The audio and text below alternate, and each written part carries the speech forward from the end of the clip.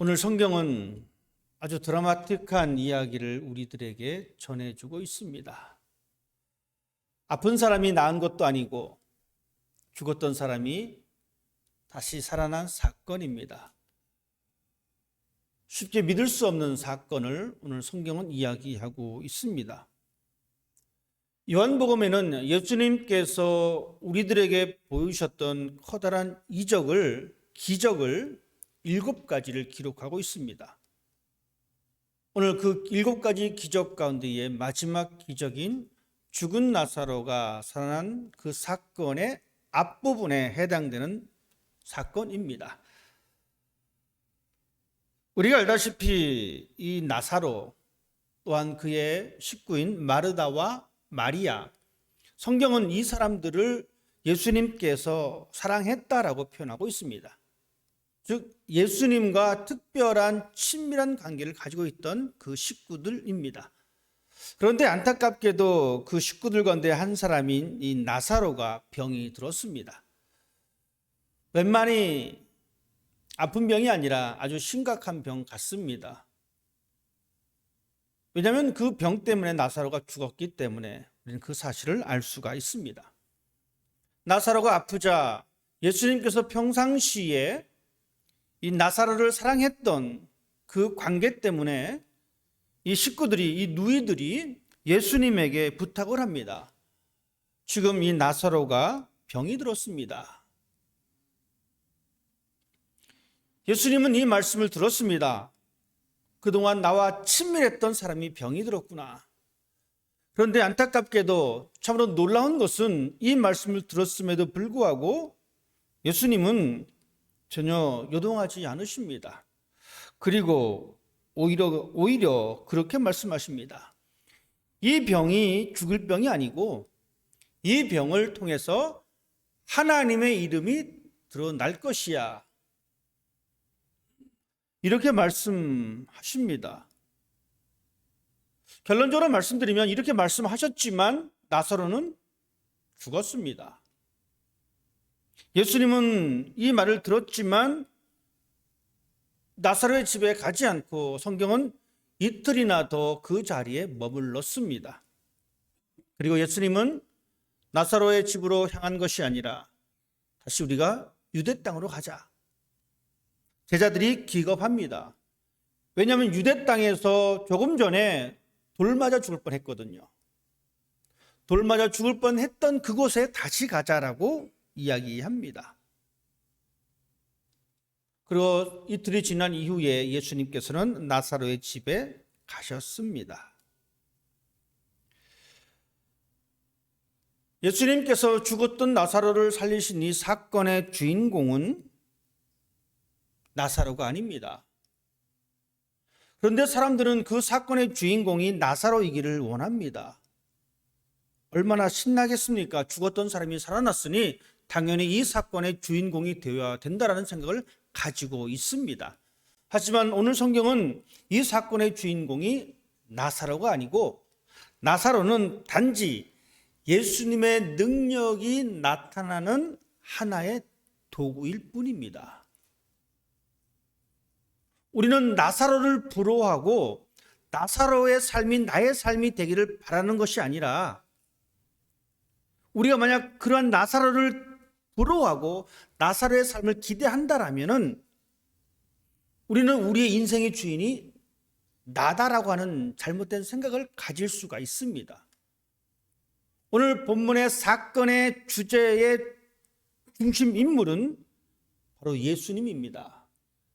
그 예수님께서 참 생명이심을 나타내 보려고 이 나사로를 통하여 이 사건을 우리들에게 보여주고 있습니다. 요한복음 11장 이후에 예수님은 나사로를 찾으셨고 그의 무덤가에서 나사로를 불러 일으키십니다. 그래서 이 죽어서 냄새가 났던 그 사람이 다시 살아난 이 사건입니다.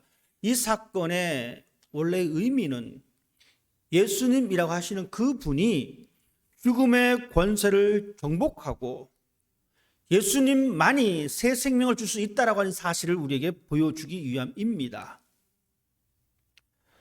나사로가 병들었습니다. 나사로는 그의 삶의 연약함을 가지고 있었습니다. 그러니 그는 부족함을 안고 이 땅의 삶을 마감했습니다. 이제 우리의 이야기를 함께 이야기해 봤으면 좋겠습니다. 우리는 나사로와 같은 상황에 처할 때가 참 많이 있습니다. 우리도 여전히 이 세상 살면서 부족한 것이 너무나 많이 있습니다. 우리는 그 부족함 때문에 우리는 온전하지 못하는 것을 고백할 수밖에 없습니다. 어떤 사람은 건강이 부족합니다. 그래서 이 건강 때문에 매일같이 고민하고 아파하고 기도하고 하나님께 매달립니다. 그런데 어떤 사람은 건강한 반면에 어떤 사람은 경제적으로 부족한 사람이 있습니다. 이 육신은 건강한데 이 땅에서 먹고 살려니 경제적으로 너무 어렵습니다. 이 사람은 이 경제적인 고통 속에 살아갑니다. 또한 어떤 사람은 인간관계 속에서 오는 그 결핍 때문에 이 관계의 부족함 때문에 힘들어하는 사람들이 있습니다. 그래서 사람들은 생각합니다. 사람들은 왜 나를 별로 안 좋아할까? 내가 그렇게 못났을까?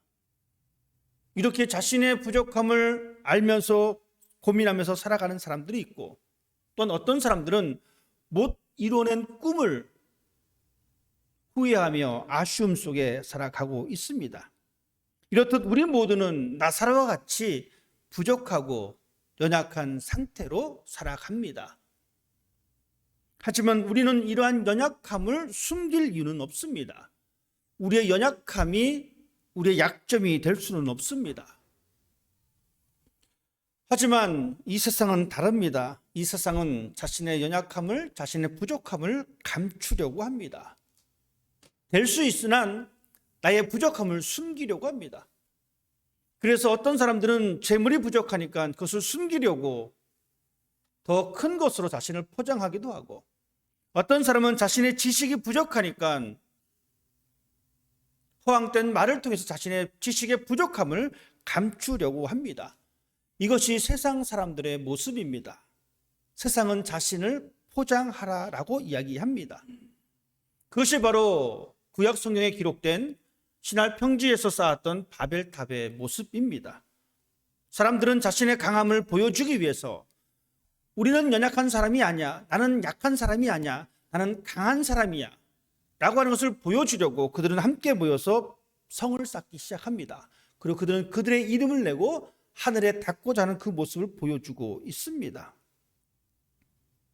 사람들은 그래서 제물로서 자신의 강함을 포장하려고 하고, 사람들은 자신의 지식으로 자신의 강함을 포장하려고 하고, 사람들은 자신이 가지고 있는 그 힘을 통해서 자신의 권력을 포장하기도 합니다. 그러면서 동시에 상대방의 약점을 집요하게 파고 들어갑니다. 다른 사람을 정복하고 그 위에 올라가야지만이 내가 대단한 사람인 것처럼 행동하고 마음 먹고 있는 사람들이 많이 있습니다. 세상은 여전히 우리에게 그 강함을 가지라라고 이야기합니다. 우리는 그런 세상 속에 살고 있습니다. 자신의 강함을 채우려고 때로는 상대방을 짓누르고 또한 죄를 짓고 또한 그 죄의식을 느끼지 못하게 세상은 우리를 몰아가고 있습니다. 그러면서 동시에 우리는 힘이 없는 존재니, 너는 나약한 존재니, 너는 더 이상 발전 없는 존재다. 그러니 너는 너 자신 스스로 하고 싶은 대로 하면서 살아라라고 우리를 그렇게 유혹하고 있습니다. 성경도 마찬가지입니다. 성경도 우리를 연약하다라고 이야기합니다. 성경은 우리의 존재가 강한 존재다라고 말하지 않습니다. 성경은 우리의 존재가 연약하다라고 이야기하고 있습니다. 하지만 세상은 우리에게 죄의식을 불어넣고 세상은 우리에게 절망감을 선포하지만 성경은 동일한 우리의 연약한 모습을 보면서 우리에게 절망을 선포하는 것이 아니라 우리에게 오히려 희망을 선포하고 있습니다. 그래서 바울은 이런 표현을 쓰고 있습니다. 내 안에 참 보배가 있는데 이 보배는 이 질그릇에 담겨져 있다. 바울 역시 자신의 연약함을 표현하면서 대신에 이 연약함 속에 가장 아름다운 보배를 담고 있다라고 이야기합니다. 그렇습니다. 우리는 연약한 존재입니다. 하지만 우리는 우리의 연약함을 알고 하나님의 권능의 손을 잡고 살아가는 사람이 되어야 합니다. 이것이 그리스도인들의 삶의 가치입니다. 우리는 연약함을 소유한 사람들입니다. 하지만 그 연약함이 하나님이 들어 사용하실 그 도구가 될 때 가장 아름다운 사건이 된다는 것을 기억하십시다. 구약 성경은 우리들에게 그렇게 말해주고 있습니다. 하나님께서는 상한 갈대도 꺾지 아니하시는 분이시다. 꺼져가는 등불도 끄지 아니하신다. 하나님께서는 상한 갈대와 같은 우리를 꺾지 않으십니다. 하나님은 꺼져가는 등불과 같은 우리를 붙잡아 주십니다. 즉 우리의 존재가 상한 갈대와 같은 존재이고 우리의 존재가 꺼져가는 등불과 같은 존재다라는 겁니다. 여러분, 우리는 이렇게 연약한 인생입니다. 스스로의 소망을 가질 수 없는 인생입니다. 냉정하게 판단하셔야 합니다. 하지만 세상은 우리에게 말합니다. 너는 소망을 가질 수 있어. 하지만 우리는 상한 갈대와 같은 존재요. 우리는 꺼져가는 등불과 같은 존재입니다. 우리 스스로 어떠한 소망을 가질 수 있는 존재가 아닙니다. 우리는 단지 죽음 앞에 놓여진 인생입니다. 우리는 단지 하나님의 심판 앞에 놓여진 존재들입니다. 하지만 병들어서 죽었던 나사로에게 예수님께서 다가오셨고 예수님에게 그에게 참 생명을 보여주셨듯이 연약한 우리들은 하나님의 도구가 될 때에 하나님의 이름을 드러내는 귀한 도구로 살아갈 수가 있습니다. 하나님의 손이 우리 가운데 있을 때에 우리는 하나님의 영광이 우리의 삶을 통해서 드러난다라는 이야기입니다. 여러분, 그때 주인공은 내가가 아닙니다. 그때 주인공은 하나님입니다. 우리가 하나님께로부터 받은 놀라운 기적들, 놀라운 은혜들, 이것은 우리가 주인공이 아니라 하나님이 주인공 되심을 선포하는 것이 우리의 신앙의 올바른 모습입니다. 우리는 꺾일 수 있는 존재요. 우리는 꺼져갈 수밖에 없는 존재이지만 하나님께서는 우리를 감싸주시고 우리에게 생명의 기름을 채워주십니다. 나사로의 존재는 나사로 한 사람의 모습이 아닙니다. 병들어 죽었던 이 나사로의 존재는 바로 하나님의 이름을 드러내는 것입니다. 예수님께서도 그것을 분명히 말씀해 주고 있습니다. 이 병은 죽을 병이 아니라 하나님의 영광을 위함이다. 하나님의 아들이 이로 말미암아 영광을 받게 하려 함이니라. 여러분 보십시다. 우리가 가지고 있는 이 연약함, 우리가 가지고 있는 이 부족함, 이것은 하나님의 영광을 위한 그 과정입니다. 그러니 우리는 조금 부족해도 조금 연약해도 하나님의 이름을 드러낼 수 있기 때문에 우리는 그 시간을 참아낼 수가 있는 것입니다. 마르다와 마리아는 예수님과 친했습니다. 예수님이 이 식구들을 사랑하셨습니다. 그러니 이 여인들은 예수님께서 금방이라도 달려오실 것이라고 생각했습니다. 여러분, 우리가 충분히 생각할 수 있잖아요. 모르는 건너집 사람이 아프면 병문안을 잘 안 갑니다. 하지만 사랑하는 사람이 아프면 어떻습니까? 열일 제쳐두고 가는 것이 인지상정입니다. 사람의 그런 모습입니다. 그래서 이 여인들도 그렇게 기대했는지도 모릅니다. 그래서 그들은 예수님에게 그 말을 전해달라고 이야기했습니다. 하지만 성경은 예수님께서 나사로가 병들었음에도 불구하고 이틀을 더 거기 머물렀다라고 표현하고 있습니다.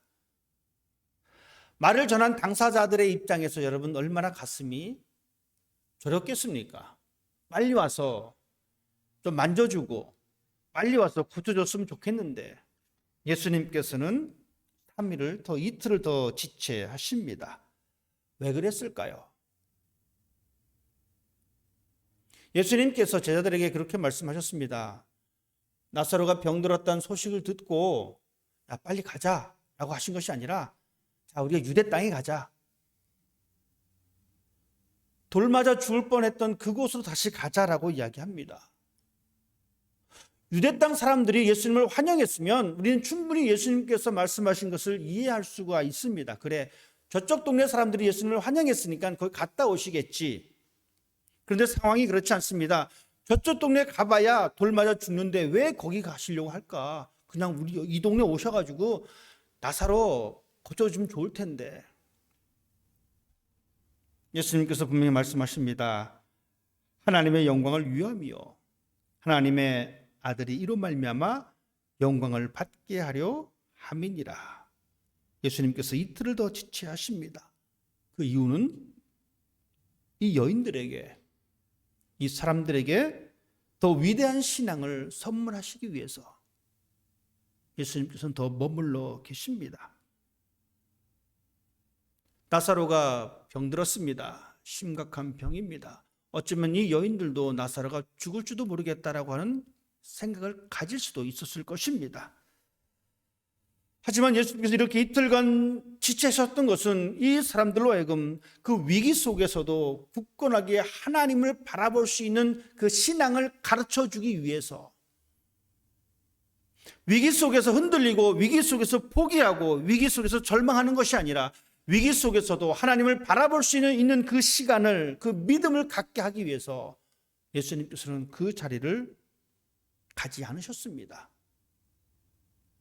며칠이 지난 이후에 예수님께서 이 나사로가 사는 이 베다니로 오셨습니다. 그리고 말씀하셨습니다.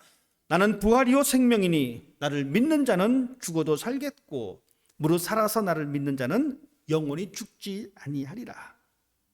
이것을 네가 믿느냐? 이 여인들이 말합니다. 예, 제가 믿습니다. 주님은 세상에 오실 그리스도이십니다. 당신은 하나님의 아들입니다. 라고 고백합니다. 여러분, 이 고백도 참 위대한 고백입니다. 그런데 막상 예수님께서 이 나사로가 묻혀 있었던 이 무덤으로 가서 이 돌문을 움직여라라고 얘기합니다. 이제 예수님이 어떤 액션을 취하시죠. 그러자 이 여인들이 얘기합니다. 이미 썩어서 냄새가 진동하는데 이게 말이 안 되는 이야기입니다. 여러분 보십시다. 예수님께서 나는 부활이요 생명이다. 나를 믿는 자는 죽어도 살겠고 이렇게 말씀하셨고 당신은 하나님의 아들입니다라고 고백했던 이 사람의 입에서 예수님께서 살려주시겠다라고 행동을 하시자 내뱉은 말은 냄새납니다. 이런 일은 일어날 수 없습니다라고 이야기합니다. 하지만 예수님께서는 이렇게 말씀하셨습니다. 내가 믿으면 하나님의 영광을 볼 것이다. 이틀이나 지체하시고 나타나셔서 예수님은 그렇게 말씀하십니다. 내가 믿으면 하나님의 영광을 보리라. 여러분, 우리의 삶에 어려움이 반복되는 삶의 과정이 있지만 그럼에도 불구하고 여전히 하나님을 믿으면, 예수 그리스도를 믿으면 우리는 하나님의 영광을 보게 됩니다. 이것이 바로 신앙입니다. 입술로는 고백했지만 그 입술의 고백으로만 그쳤던 이 여인들을 향해서 예수님께서는 입술의 신앙에서 머무는 것이 아니라 삶으로 고백되는 그 신앙을 가르쳐 주고 계십니다. 그리고 예수님께서는 이 여인들에게 더 큰 기적을 보여주십니다. 병이 낫게 되는 기적과 죽었던 사람이 살았던 기적, 여러분이 어느 것이 더 큽니까? 당연히 죽었다가 살아난 사람의 기적이 더 큰 겁니다. 예수님께서는 이 여인들에게 더 큰 기적을 보여주시려고 며칠을 기다리셨습니다. 그 며칠을 기다리셨던 그 이유, 하나님은 우리들에게 더 큰 은혜를 경험하시기 위해서 때로는 우리가 그렇게 간구했지만 우리에게 기다리라라고 말씀하고 있습니다. 물론 이 성경을 보니까 마리아 좀 기다리지 충분히 이야기할 수 있습니다. 근데 여러분 상황을 한번 바꿔 생각해 보십시다. 이 사건이 내 사건이라면 여러분 기다릴 수가 있겠습니까? 힘듭니다. 우리는 남의 이야기니까 쉽게 이야기합니다. 기도해 보세요. 조금만 더 기다리세요. 하나님 응답하실 겁니다. 남의 이야기니까 쉽게 말합니다. 하지만 정작 그것이 내 문제라면 내 가슴은 다 들어갑니다. 이 부족함이 해결됐으면 좋겠는데 왜 하나님은 응답하지 않고 그 시간이 더디 올까? 하나님께서는 성경을 통해서 우리에게 말씀하고 있습니다. 아니야, 더 큰 기적이 너에게 있을 거야. 우리는 아직 그 하나님의 더 큰 기적을 바라보기 어려운 믿음의 소유자입니다. 여전히 우리는 하나님의 은혜를, 하나님의 기적을 우리의 경험 속에 가두어 두고 있습니다. 왜냐하면 내가 이렇게 살아왔는데 요 타임에 하나님의 은혜가 떨어져야 되는데 그게 안 되니까 힘들어지는 거예요. 그러니 우리가 그동안 가지고 있었던 이 믿음을 하나씩 던져버리는 겁니다. 위기 속에 흔들릴 수밖에 없다는 이야기입니다. 하나님의 은혜를 우리의 경험 안에 가둬둬서는 안 됩니다. 우리는 이것을 구약 성경을 통해서 알 수가 있습니다. 여러분 아시죠? 골리앗, 거대한 장수 골리앗. 골리앗과 붙었던 다윗, 어린 소년 다윗입니다. 사울 왕이 다윗을 골리앗과 싸움을 붙이려고 했던 행동은 이겁니다. 그 다윗에게 자신이 입었던 그 갑옷을 줍니다. 당연히 줘야 되죠. 전쟁에 나가는데 갑옷 입고 방패 들고 칼을 들고 나가는 것이 당연합니다. 이것이 지극히 정상적인 사울의 행동입니다. 혹시나 이렇게 하면 뭔가 될 줄 사울도 알았을 겁니다. 하지만 보십시다. 다윗은 그 갑옷을 벗어 던집니다. 그는 그냥 돌멩이 들고 나갑니다. 하나님의 기적을 사람의 경험 속에 가둬둘 수가 없습니다. 사람은 경험을 벗어나지 못합니다. 우리는 그런 한계를 가지고 있습니다. 경험을 벗어나지 못하는 우리의 한계입니다. 한 가지 더 사건을 이야기해 보겠습니다. 이스라엘 백성들이 애굽에서 나왔습니다. 드디어 하나님께서 약속하신 가나안 땅, 젖과 꿀이 흐르는 그 가나안 땅으로 갈 수 있다라고 하는 이 기대를 가지고 나왔는데 뒤에서는 애굽의 군사들이 쫓아옵니다. 앞에는 홍해가 막혀 있습니다. 만약에 여러분이 이스라엘의 지도자였다면 어떻게 하시겠습니까? 시간 없다, 빨리 배를 만들자, 다리를 건설하자. 홍해를 건너기 좋은 방법들을, 온갖 방법들을 아마 연구해 냈을 것입니다. 하지만 하나님께서는 전혀 상상하지도 못했던 그 방법, 바람을 통해서 그 홍해를 갈라 놓으셨습니다. 사랑하는 성도 여러분, 나의 최상보다, 나의 최고보다 우리는 하나님의 손길을 기대해야 합니다. 우리의 생각과 하나님의 생각은 다릅니다. 이사야 선지자는 우리에게 분명히 그것을 말해주고 있습니다. 우리의 길과 하나님의 길은 다르다라고 이야기합니다. 우리의 길은, 마리아의 길은, 마르다의 길은 예수님께서 오셔서 이 나사로를 살려주는 것, 고쳐주는 것이었는데 하나님은, 예수님은 이 나사로를 살려주십니다. 당장의 마리아의 응답이 이루어지지 않았습니다. 하지만 예수님께서는 그 과정을 두셨습니다. 우리에게 필요한 것은 결과를 기다리는 겸손한 마음입니다. 물론 빨리 낫고 싶고 빨리 해결받고 싶고 빨리 뭔가를 얻고 싶은 것이 우리의 마음이지만 요한복음을 통해서 하나님께서는 우리에게 그 과정을, 그 시간을 말씀해 주고 있습니다. 기도하면서 결과를 기다릴 때에 우리의 믿음이 더욱더 견고해지고 그 믿음을 통해서 우리는 더 큰 하나님의 이적을 바라볼 수 있다는 것, 그리고 그것을 기다리면서 우리는 하나님의 주권을 인정하는 그 삶, 그것을 우리가 가져야 할 신앙의 모습입니다. 고치기로 결정하는 것은 예수님의 몫입니다. 사람의 몫이 될 수가 없습니다. 하나님의 몫입니다. 하나님의 시간입니다. 우리 모두는 하나님의 일을 결정할 아무런 자격이 없습니다. 하나님께서 고쳐주시면 아멘하며 감사하는 것뿐입니다. 우리는 우리 속에 있는 이 어려움 속에서 하나님의 더 큰 기적을 기다리면서 믿음 흔들리지 않고 신실하신 하나님을 기다리는 것이 우리의 모습이어야 합니다. 하나님은 우리를 여전히 사랑하고 계십니다. 고난과 죽음까지도 감수하면서까지 우리에게 그 사랑을 보여주셨습니다. 우리가 그 하나님의 사랑을, 나에 대한 그 하나님의 사랑을 헤아린다면 조금 시간이 더디다 할지라도 우리는 참을 수가 있습니다. 우리는 견뎌낼 수가 있습니다. 왜냐하면 그 하나님이 나에게 가장 최선의 것을 주시기 때문인 것을 알기 때문입니다. 아무것도 바뀐 것이 없어도 여전히 하나님을 신뢰하십시다. 끝까지 하나님께서 우리에게 신실하게 다가오심을 믿으십시다. 하나님은 우리에게 우리가 상상하지 못했던 그 길을 열어주십니다. 하나님께서는 반드시 우리에게 하나님의 시간과 하나님의 방법을 통해서 하나님을 나타내십니다. 연약한 사람들에게 하나님은 하나님을 드러내 보이십니다. 우리가 그 도구로 사용되어지는 그 순간까지 우리는 믿음 가운데 기다리는 사람이 되어야 합니다. 이 사건의 결말은 이렇습니다. 많은 사람이 예수를 믿게 되었다. 많은 사람이 예수를 믿게 되었다. 연약한 사람이 하나님께서 그와 함께 하시게 되니까 그 사람에게만 좋았던 것이 아니라 여러 사람이 예수를 믿게 되었다는 것입니다.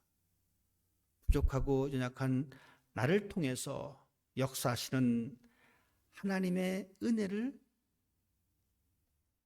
우리가 경험하고 그 경험된 것이 하나님의 이름을 드러내는 것이 바로 많은 사람들이 예수를 믿게 되는 가장 좋은 방법입니다. 때는 우리가 살아가는 이 땅의 삶이 연약함과 부족함의 연속인 삶이라 할지라도, 때는 우리가 살아가는 이 땅에서 우리는 절망 속에 살아간다 할지라도 우리는 그곳에서 예수로 인하여 희망을 바라볼 수가 있습니다. 때는 우리의 삶이 절망의 땅에서 살아간다 할지라도 우리는 예수 그리스도의 참된 생명을 바라볼 수가 있습니다. 예수의 생명을 통하여 예수님을 드러낼 수 있는 여러분의 삶이 되시기를 주님의 이름으로 부탁드립니다. 기도하겠습니다.